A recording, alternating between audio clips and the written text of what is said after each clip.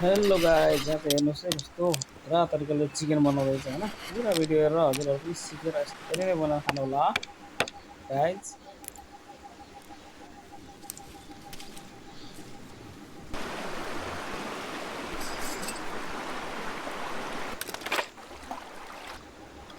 कस्तो खतराले बनाइदिइरहेको छ।